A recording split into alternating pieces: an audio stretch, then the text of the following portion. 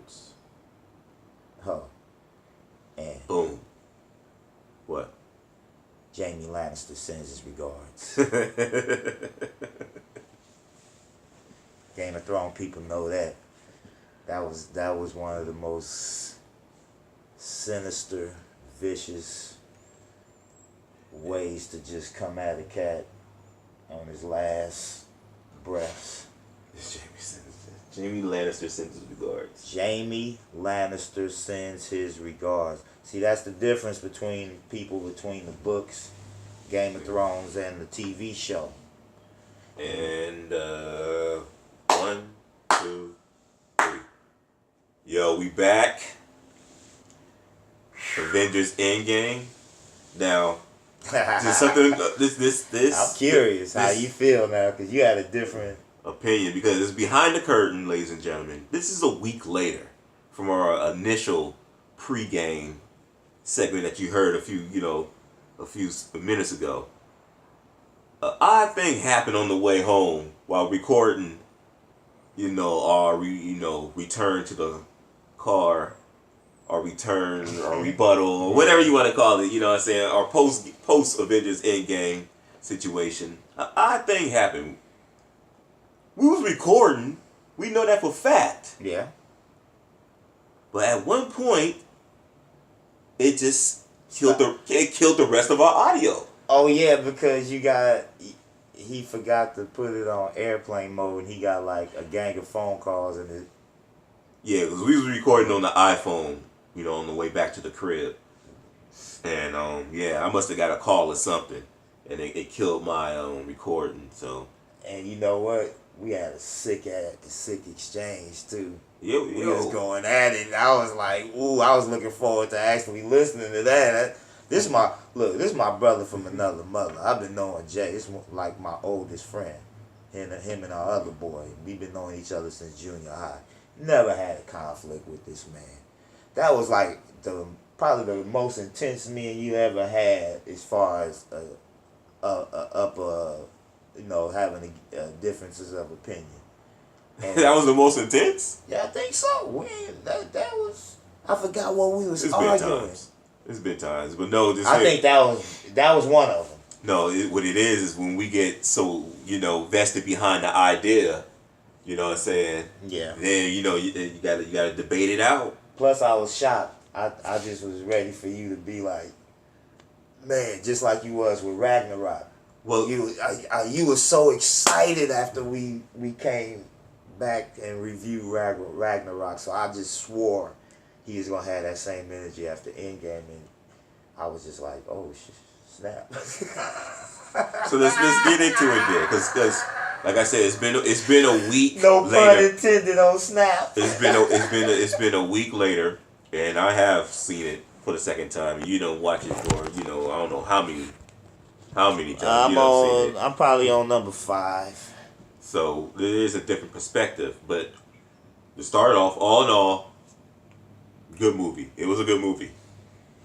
Okay. Without no question, I got no issues with that at all. All right. Good movie. I recommended seeing it in IMAX. Ooh. I paid that extra.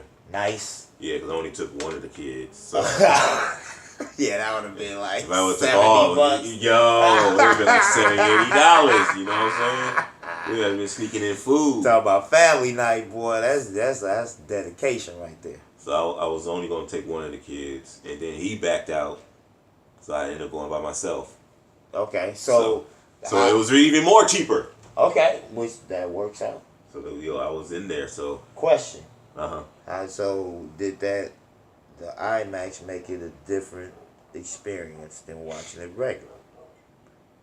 Nah. You know what?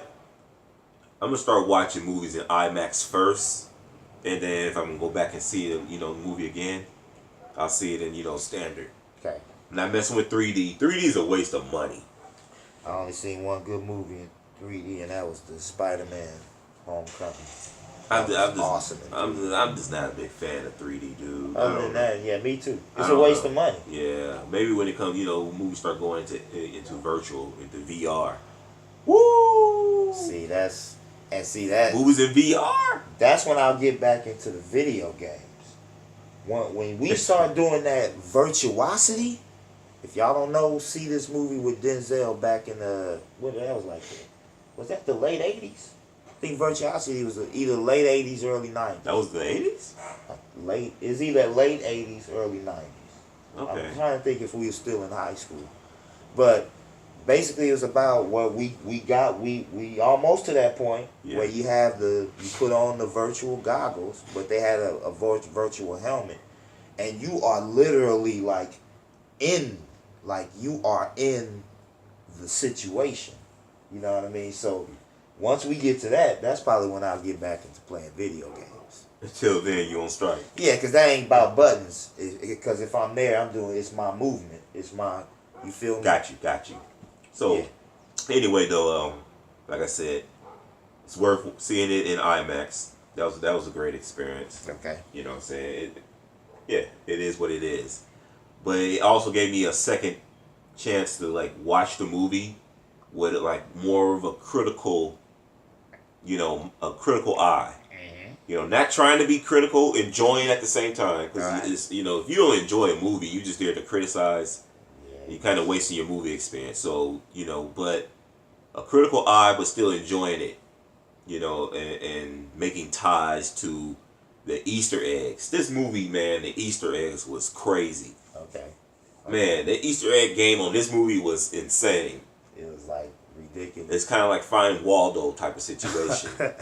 You know what I'm saying? Only if you know about it, you'll get it. So it was really fair, entertainment. Okay. A fan will really, enjoy it. But with all movies, there's plot holes and there's, little things and be like, I'm not, okay, I get it. What was it you feel? Well, first, I'd rather go on the pros first because there's more pros than cons. Okay. But I know where you leading this because our original recording, what I said at the end was, I'm done. Yeah, he said yeah. And to be honest, we could go ahead and jump to this. You think you still done? I'm still done. Because you know why? Why? Because at this point, I've gone to the point where it's not going to be a burnout. Like I always say, get out on a high note. Okay. Get out on a high note. Much like comic books, I'm an off and on collector. Yeah. You know what I'm saying? I get into a funk where I'm not, feeling what, they're putting out there, and I stop. Like right now, I haven't collected in a minute. Yeah. Well, plus they ain't got nothing intriguing for you. Well, no, they still pretty much got the same stuff out there. No, I'm talking about as far as Marvel Studio movies. You talking about movies? So yeah. My See, bad. if they was coming with the X-Men, that would keep. I'm assuming that would keep you going. I don't know, dude. And let's just say they had Hugh Jackman. Man, I hope they. I wouldn't say I would not go see it, but I don't think I'll be as hyped as I was when the first Avengers movie came out. Right. I don't think they got nothing on the roster that's piquing your interest. Yeah, exactly, dude. I mean, like I said, I'll probably go still see them, but I could probably do without. I'm kind of looking for the new. To be honest, and this ties back into what I was talking about comics. I kind of want to go back and start collecting and filling in gaps of my older stuff. You know what I'm saying? Older stories that I don't have a full run of. You know what I'm saying? To get that effect. Because that's basically what it comes down to right now, dude. It's more of an effect to me, an emotion. And I think I'll get that in the older comics. So that's why I said what I said. I'm done. I really don't want to see anything else new from Marvel Studios per se. Not around the corner. But from what I just recently learned, I have to see the new Spider-Man because that's that's the actual ending, the book end.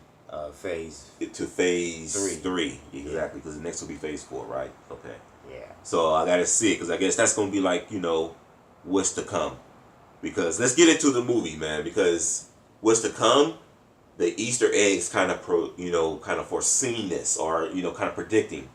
One of the big Easter eggs that I really like because I kind of knew it when I saw it, but it's been kind of verified now is the part in the movie where Natasha is talking to the remaining Avengers on the hologram, and spoilers, This is spoilers. You know, this is all spoiler at this point because we just gonna be jumping around to different points of the movie that we liked first. But anyway, Natasha's talking to the remaining Avengers that's still on the roster. Rhodey, Captain Marvel, and the sister from Wakanda. I always forget her name. And keep forgetting her name.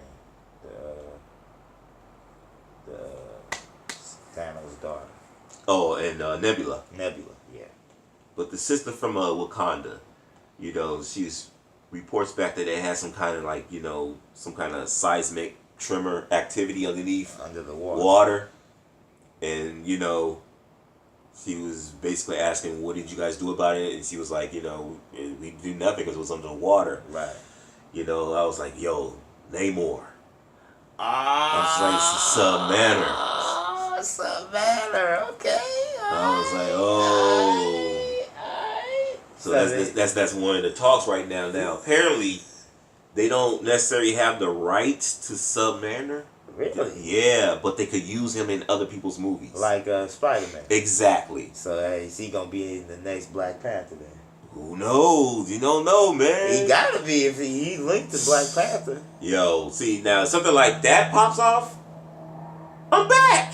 Yeah, cause you got me again. Because in the Black Panther cartoon, they fighting the Atlanteans. Exactly, dude. That's a whole different Atlanteans. That's a whole different storyline. They could go. You know what I mean? That's a whole different universe they could open up. Ain't that crazy how DC and Marvel got it? Yeah, you know how that crazy. Goes. You know how different ones. You feel me? I just thought about that. So that was Namor. That'll be sick. That was one of the Easter eggs that that got me. Another one was when Cap is doing like the job that the Falcon used to do, where he held those like AA type of meetings. Yeah. You know what I'm saying? A support group. Where Cap was doing a support group. One of the dudes talking, the one with the glasses, that was one of the Russo brothers. Yeah, I remember. Okay. The bald head dude that was sitting next to him, they asked him like, what did you do after your date or whatever? Right. That's Jim Starlin. Jim Starlin is the creator of Thanos in the comic books. I'm like, yo, there go Jim Starlin. That's it. His character getting big time. Man, that was a good look right there to bring the creator. Yeah. You know what I'm saying? Like I said, it's more fanfare. You just gotta know to know. Right. You know what I'm saying? Right. It was just so many Easter eggs. Oh, I got one. Back to the hologram when she was talking when Black Widow was talking to him, getting an update and everything. The way Captain Marvel looked at Rhodey, I got that in my notes too. Oh, y'all so was like, oh, okay. They get together in the comics. Exactly. For those who know, in the comics, Rhodey and Captain Marvel was dating. Yeah. So I was like, oh, okay. That was a little sick nod too, man. I was like, I see you. Then I see what you did. Watching it again, all the scenes when they in the same scene, you look at the way she looking at him. She feeling Rhodey. I'm like, oh, look how she look at. Because when he was like, yeah, lady, where were you at? She was like, the way she responded she could have responded way more aggressively and harshly. She was like, nah, it's like, nah, you know what I mean? It's like a comment. It's like, nah, I'm kind of digging you, so I ain't gonna come at you too crazy. Exactly. So like we said, we jumping all over the place. We're assuming that you've seen the movie, so we don't get into the whole story plot, but you know what is it about. It's basically the final chapter of the Avengers versus Thanos. The end. That was dope with the battle. The major battle scene. Man, if you really look at even when Peter Parker and Tony Stark embrace, look at the background action. It's just people. It just remind me of a giant splash page on a comic. It's just so much stuff. You just gotta look at it.